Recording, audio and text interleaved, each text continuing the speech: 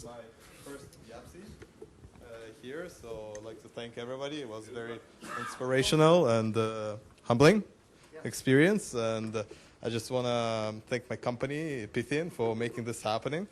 They sponsored me to come here, and it was great. And I just wanted to mention that they're looking for Perl developers. They are based in Ottawa, Ontario, Canada, and they're basically a database workshop and operating globally throughout the world. So if anybody is interested, one point in time, coming to Ottawa. It's a great city, very beautiful.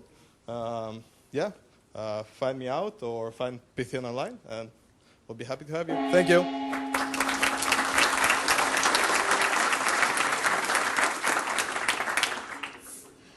G'day everyone. This is in some ways a follow-up to Schwern's keynote, but a much, much shorter version.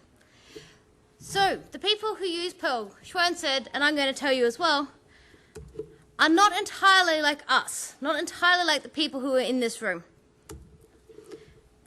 YAPC 99 is a view of what we were.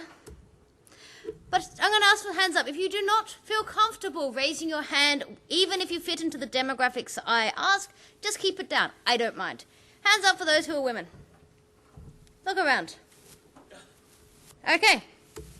Hands up if you identify as non-white. Okay. What if you're young? What if you're under 35?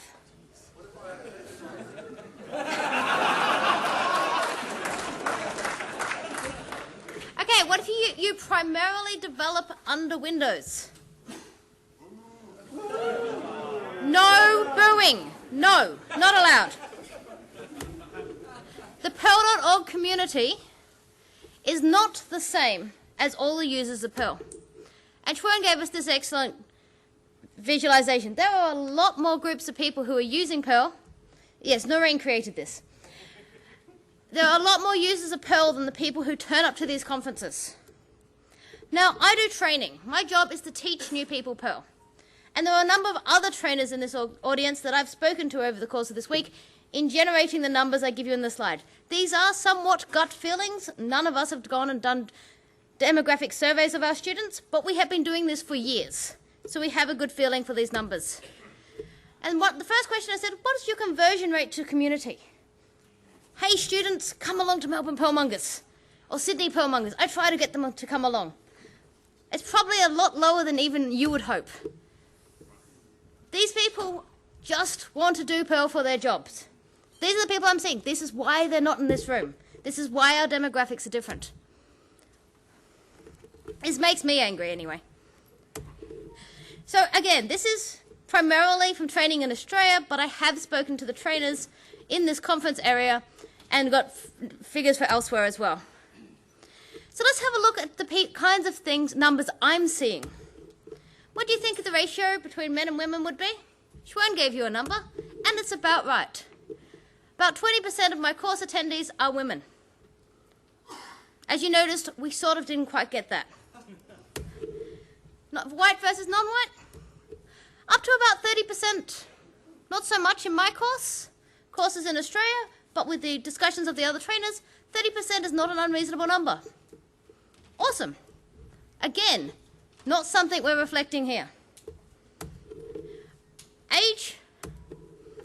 Most of my students are young. In fact, and I mean, this sort of makes sense in many ways, but my typical ages are between 25 and 35. They're out of university, they've maybe into their first or second job, now they're learning Perl. This is what started this lightning talk, because I brought this up. Every single time I start a training course, I say, who amongst you intend to primarily develop under Windows? They put their hands up. Who primarily intend to develop under something like some Unix kind of operating system? They put their hands up, and it's 50-50.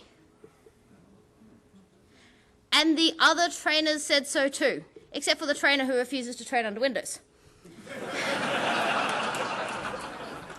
So,